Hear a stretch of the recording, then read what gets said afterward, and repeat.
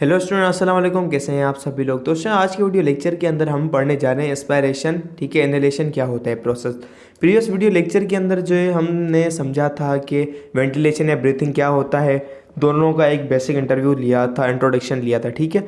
तो जो भी चैनल पर नए हैं तो जो नीचे सब्सक्राइब का बटन है वो दबा दीजिएगा, ओके। और साथ साथ वीडियो को लाइक भी कर दीजिएगा लास्ट में, अगर आप हमारे वर्क को अप्रिशिएट करना चाहते हैं, हमारी तारीफ़ करना चाहते हैं, ओके। तो स्टूडेंट्स, हम जो है क्लास 11 के कुछ ग्रुप्स चला रहे हैं जहाँ पर आपको इंग्लिश के रिलेटेड कंटेंट मिलते हैं, फॉर सपोज इंग्लिश के ग्रामर वगैरह के हिसाब से, और नई नई चीज़ें आपको सीखने को मिलती हैं।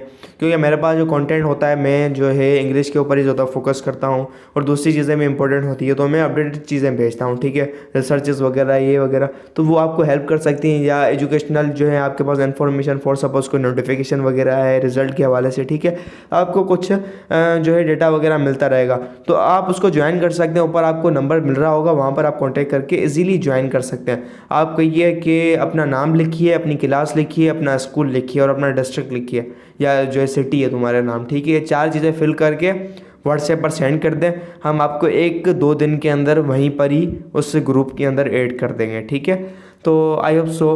तो बेसिकली हमारे पास टू द पॉइंट अगर बात करूँ तो हमारे पास क्या सीन है कि एस्पायरेशन क्या है। इंस्पायरेशन सांस को अंदर लेने के प्रोसेस को कहते हैं। तो ये होता कैसे है, ठीक है। बुक टू बुक अगर मैं आपको पढ़ाऊँ, ये एक एक लाइन करके पढ़ाऊँ, तो ये ऐसी चीज़ लिखी हुई है कि आपकी समझ से बाहर है। ये ऐसी चीज़ लिखी हुई है आपकी समझ से बाहर है, ठीक है। तो इसके लिए मुझे शुरू से जो है थोड़ा काम करना पड़ेगा जिससे मैं आपको क्लियर करवा सकूँ, ठीक है। लेक्चर की तरह चलते हैं। फॉर सपोज भाई, आपको पता है कि हमारे पास तमाम के तमाम प्रोसेसेस ब्रेन कंट्रोल करता है, ठीक है। हर प्रोसेस का हेड कमांड सेंटर क्या है, हमारा ब्रेन, ठीक है बेटा, क्या है, ब्रेन। तो ब्रेन क्या करता है, कंट्रोल करता है। ब्रेन का एक पार्ट होता है पोन्स, ब्रेन का एक पार्ट होता है पोन्स, ठीक है। और इसके साथ एक अटैच होता है हमारे पास मेड्यूला। प्रॉपर डायग्राम नहीं है लेकिन होता है अटैच, ठीक है मेरा बच्चा। तो ये क्या है हमारे पास, मेड्यूला। मेड्यूला ये क्या है हमारे पास, पोन्स, और ये हमारे पास मेड्यूला। तो इन दोनों का काम होता है ब्रीथिंग में थोड़ा हेल्प करना। ये कैसे होता है, मेड्यूला के अंदर कुछ न्यूरॉन के ग्रुप होते हैं, ठीक है। यहाँ पर न्यूरॉन का ग्रुप होता है, ठीक है। यहाँ पर न्यूरॉन्स के ग्रुप होता है, यहाँ पर क्या, न्यूरॉन का एक ग्रुप होता है। तो यहाँ पर जो न्यूरॉन का ग्रुप होता है उसको कहते हैं dorsal respiratory group of neurons. Dorsal respiratory group of neurons इसका नाम है, ठीक है। डीआरजी जिसे कहते हैं हम, ठीक है। मैं तो उसको प्यार से डीआरजी कहता हूँ, ठीक है, dorsal respiratory group of neurons. तो ये न्यूरॉन्स कुछ सिग्नल्स भेजते हैं, ठीक है। ये नर्व इम्पल्स भेजते हैं, ठीक है। ये न्यूरॉन्स नर्व इम्पल्स भेजते हैं 2 जगह पर, ठीक है। ये 2 जगह पर क्या सिग्नल भेजते हैं, करंट भेजते हैं, जो बोलो वो भेजते हैं भाई। तो एक जगह होती है तुम्हारे पास क्या, डायफ्राम, ठीक है, डायफ्राम। एक जगह होती है डायफ्राम, डायफ्राम एक होती है डायफ्राम, दूसरी जगह होती है इंटरकोस्टल मसल्स, ठीक है। होता तो लंग ही है, समझ लो, इंटरकोस्टल मसल्स, ठीक है। ये 2 जगह पर आपको क्या भेजता है, नर्व इम्पल्स। नर्व इम्पल्स क्या, सिग्नल भेजता है। जब भी किसी के जो है तुम्हारे पास मसल के पास सिग्नल जाता है तो ये क्या होता है, ये क्या होगा, कॉन्ट्रैक्ट होगा, ठीक है। तो तुम्हारे पास क्या, डायफ्राम जो है, मैं अगर तुम्हें स्ट्रक्चर दिखाऊं तो ये हमारे पास है लंग, दिस इज लंग। तो ये तुम्हारे पास क्या है, नीचे, इसके नीचे एक, मैंने आपको पढ़ाया था पूरे लेक्चर के अंदर, इसके नीचे एक चीज़ लगी हुई होती है जैसे डायफ्राम, ठीक है। ये ए से आ रही होती है, ये क्या इसके साथ अटैच होती है, ये मैंने लंग प्रॉपर नहीं बनाया, ऐसे अटैच होता है इसके साथ, ठीक है। तो ये क्या होता है, ये नीचे की तरफ खिंचता है। जब इसके बाद नर्व इम्पल्स आता है तो ये क्या, मसल नीचे की तरफ खिंचता है, तो ये ऐसे स्ट्रेट हो जाता है, ये ऊपर से स्ट्रेट हो जाता है और साथ साथ ये अटैच होता है अगर इस चीज़ के साथ, तो ये लंग्स को भी बड़ा कर देता है, लंग्स को भी इतना बड़ा कर देता है। तो ये क्या होता है, ये लंग्स को नीचे खींचता है। तो अब ये जो डायफ्राम है, ये नर्व इम्पल्स के पास क्या हुआ, ये नीचे कॉन्ट्रैक्ट हो गया।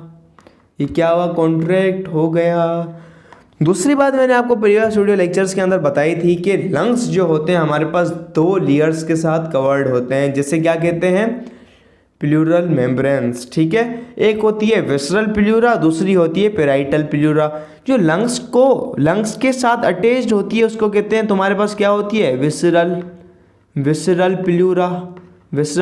दूसरी होती है जो लंग्स से थोड़ी दूर होती है और थोड़ी क्या होती है तुम्हारे पास, ये रिब्स के साथ अटैच होती है और बीच में थोड़ा कम ही स्पेस होता है दोनों के दरमियान। मैंने ज़्यादा बढ़ा दिया है स्पेस, थोड़ा सा होता है, बिल्कुल मामूली सा स्पेस होता है जिसके अंदर फ्लूइड होता है। ठीक है, प्लूरल फ्लूइड जिसे हम कहते हैं, ये इतना होता है, अंदर थोड़ी फ्लूइड होता है। ठीक है, ये पेराइटल प्लूरा। तो ये लंग्स क्या होते हैं, तुम्हारे रिब्स के साथ, उस मसल्स के साथ अटैच्ड होते हैं। तो दूसरा सिग्नल जब इंटरकोस्टल मसल के पास जाएगा, अब वो क्या होगा, वो भी फैलेगा। वो क्या, ये जो स्टर्नम होता है, ये दूसरा क्या काम होगा, ये एक बात ये होगा, ये ऊपर की तरफ जाएगा और आगे की तरफ। ठीक है, ये इंटरकोस्टल मसल्स क्या होगा, ये ऊपर की तरफ उठेगा, ये क्या, इंटरकोस्टल मसल्स अपवार्ड होगा और थोड़ा बाहर की तरफ आएगा। ठीक है, ये फॉर सपोज ऐसे है तो ये बाहर की तरफ आपका जो ब्रेस्ट वाला एरिया है, ब्रेस्ट वाला एरिया आगे चेस्ट है ना, छाती, तो ये थोड़ी बाहर की तरफ उभरी हुई आएगी यहाँ से, और नीचे से थोड़ा ये जो रिब्स हैं ये थोड़ी ऊपर उठेंगी। तो इस सिग्नल की वजह से, अब इसकी वजह से क्या हुआ, तुम्हारे लंग्स जो हैं वो फैल गए, लंग्स फैल गए, इनका क्या, वॉल्यूम बढ़ गया। तो लंग्स भाई खिंच गए ना, उसके साथ अटैच होते हैं, ये मसल्स होते हैं डायफ्राम और इंटरकोस्टल मसल्स, तो ये खुल गए, ये बड़े हो गए, तो ये इनके साथ लंग्स का वॉल्यूम बढ़ गया। ठीक है, लंग्स का वॉल्यूम क्यों बढ़ा, क्योंकि डायफ्राम और इंटरकोस्टल मसल फैल गए। क्यों फैले, नर्व इम्पल्स मिली उसको। ठीक है, तो भाई जब हमारे पास वॉल्यूम बढ़ गया, ठीक है, आपने ये पढ़ा है pressure is equal to force upon area, pressure is equal to force upon area. तो जब हमारे पास क्या, एरिया बढ़ गया लंग्स का, ठीक है, जब एरिया बढ़ गया तो प्रेशर क्या होगा, रिड्यूस हो गया, प्रेशर क्या हो गया, रिड्यूस हो गया, कम हो गया। एरिया बढ़ गया तो ये आपने पढ़ा है, फोर्स वही है। ठीक है, एरिया कम ज़्यादा करने पे काम खराब हो गया। कैसे हो गया समझाता हूँ। फॉर सपोज लंग्स, ये हमारे पास लंग्स है, ठीक है, अब इसका एनवायरमेंटल क्या है, ये इसका एनवायरनमेंट है, ये इसका एटमॉस्फेयर है। अब एटमॉस्फेयर में एक टेम्परेचर, तुम्हारा प्रेशर क्या होता है एटमॉस्फेयर के अंदर, जनरल प्रेशर तुम्हारे पास क्या चल रहा है, 760 मिलीमीटर ऑफ Hg, क्या कहते हैं इसको, मर्क्यूरी का 760 मिलीमीटर तक। ठीक है, अब इंटर भी कितना होगा, दोनों का बैलेंस होगा, लंग्स का भी इसका भी 760 मिलीमीटर ऑफ Hg। तो इसके बाद सीन ये हुआ कि नर्व इम्पल्स आई, मसल्स खिंच गए, बड़ी हो गई साइज। ठीक है, क्या लंग्स बड़े हो गए, तो इसकी वजह से क्या हो गया, लंग्स की साइज बढ़ने की वजह से इसका क्या हो गया, तो हमारे पास क्या, एरिया बढ़ गया। क्या हुआ, एरिया बढ़ गया।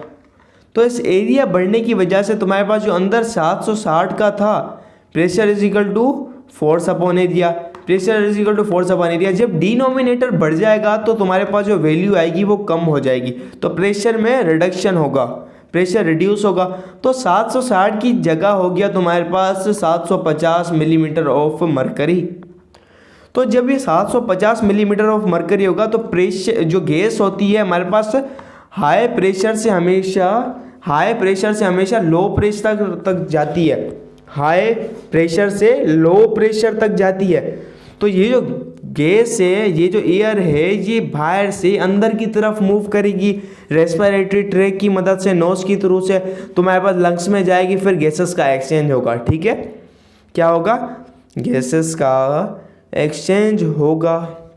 ये बात समझ आ गई आपको, ये क्या हुआ, गैसेस का एक्सचेंज हो गया। जब तक ये दोनों बैलेंस हो गया, 750 के बाद 760 क्या हो गया, ये जब इक्वल और बैलेंस हो जाएगा तो इसके बाद एक्सपायरेशन का अलग प्रोसेस होगा। बुक की ज़बान में अगर हम जाके पढ़ें तो बुक क्या कहती है भाई,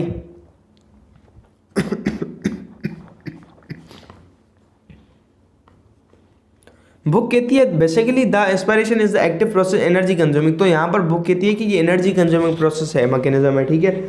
कोई इन्होंने डिटेल नहीं दी हुई, ठीक है, कैसे होता है, क्यों होता है, भाई हमने भी कह दिया हाँ होता है, हमने भी कह दिया हाँ होता है, मैं कुछ नहीं कह सकता बुक वालों को। मैंने पढ़ा था आई थिंक सो ये एक्टिव प्रोसेस की वजह से होता है, यहाँ पर मसल्स की कॉन्ट्रैक्शन होती है एंड आई थिंक सो यहाँ पर एनर्जी का इन्वॉल्वमेंट होती होगी। एक्टिव प्रोसेस वो होता है जो कि एनर्जी को यूटिलाइज करे, ठीक है, एनर्जी को यूटिलाइज करे। माइट भी पॉसिबल है यहाँ पे मसल्स यूज़ कर रहे हो, ठीक है। ड्यूरिंग दिस प्रोसेस, इस प्रोसेस के ड्यूरिंग थोरेटिक कैविटी जो होती है वो इंक्रीज हो जाती है। और थोरेटिक कैविटी कैसे इंक्रीज होती है वो मैंने आपको समझाया कि बेसिकली तुम्हारे पास क्या सीन चल रहा था। बेसिकली तुम्हारे जो स्टर्नम था, स्टर्नम के साथ जो रिब्स अटैच थी, ये तुम्हारे पास स्टर्नम है, ये रिब्स अटैच है। तो सीन ये था कि आपकी रिब्स जो थी फैल रही थी, ठीक है, ऊपर की तरफ उठी और बाहर की तरफ आ रही थी। तो इसकी वजह से क्या हुआ, अंदर की जो स्पेस है बड़ी हो गई, पहले कम थी, अब जगह ये जो रिब्स आ गई वो बाहर आ गई, तो जगह अंदर बढ़ गई, ठीक है, कैविटी बढ़ गई। कैविटी बढ़ गई तो लंग्स क्या हो गए, कैविटी इंक्रीज हो गई तो लंग्स बढ़ेंगे, लंग्स बढ़ने की वजह से वॉल्यूम क्या इंक्रीज होगा, तो थोरेटिक कैविटी के अंदर इंक्रीज बढ़ जाती है थोरेटिक कैविटी, ठीक है। कैसे बढ़ती है, मैंने आपको थोरेटिक केज की वजह से, थोरेटिक केज जब बाहर निकलता है, फैलता है थोरेटिक केज, ठीक है, ऊपर की तरफ आता है, और दूसरा आउटवर्ड बाहर की तरफ जब थोरेटिक केज आता है, ये जो रिब्स और स्टर्नम है, तो थोरेटिक कैविटी में इंक्रीज हो जाता है। तो इंक्रीज होने की वजह से प्रेशर ड्रॉप हो जाता है, ठीक है। देन आगे की बात करें तो ये हमारे पास जो है डायफ्राम की जो है हमारे पास रिलैक्सेशन, थोड़ी सॉरी कॉन्ट्रैक्शन होती है, ठीक है, इंटरकोस्टल मसल्स होते हैं, ठीक है, contraction of external intercostal muscles, ठीक है, रिब्स आउटवर्ड करते हैं, ठीक है, स्टर्नम आल्सो, ठीक है, अपवर्ड होती है, मैंने आपको समझाया, ठीक है। दूसरी बात आगे तो ये कहता है कि प्रेशर जो है, नेगेटिव प्रेशर क्या होता है, नेगेटिव प्रेशर का मकसद ये प्रेशर अंदर से कम हो जाता है, बाहर बढ़ जाता है, तो गैस क्या होती है, the expansion of the lungs decrease the air pressure inside the lungs. Lungs जो फैलते हैं तो उसकी वजह से लंग्स का प्रेशर कम होता है। क्यों होता है, P = F/A, मैंने आपको समझा दिया, एरिया बढ़ गया तो प्रेशर कम हो जाएगा, ठीक है। तो इसकी वजह से जो गैसेज होती हैं हाई प्रेशर से लो की तरफ मूव करती हैं, 760 मिलीमीटर ऑफ मरकरी से 750 तक मूव करेंगी, तो एयर क्या होगी, एटमॉस्फेयर से क्या होगी, लंग्स की तरफ ठा ठा ठा जंप मार के जाएगी, ओके। तो ये था इंस्पायरेशन का प्रोसेस, ठीक है। आई होप आप लोगों को समझ आ गया होगा। तो एक चीज़ तुम रह गई, तुमने कहा भाई, तुम बोलोगे सर आपने ये तो बता दिया, मेड्यूला क्या dorsal respiratory group of neuron ये सिग्नल भेजता है, तो पोन्स का क्या काम है, पोन्स को आपने क्यों इन्वॉल्व करवाया है, ठीक है। पोन्स मैंने इसलिए इन्वॉल्व करवाया, इसका काम होता है एक्सपायरेशन के अंदर, एक्सेलेशन के अंदर, ठीक है। अगर पोन्स का काम जानना है तो अगली वीडियो में आ जाओ, ठीक है। तो मिलते हैं नेक्स्ट वीडियो के अंदर, तब तक के लिए bye bye, keep learning and keep exploring.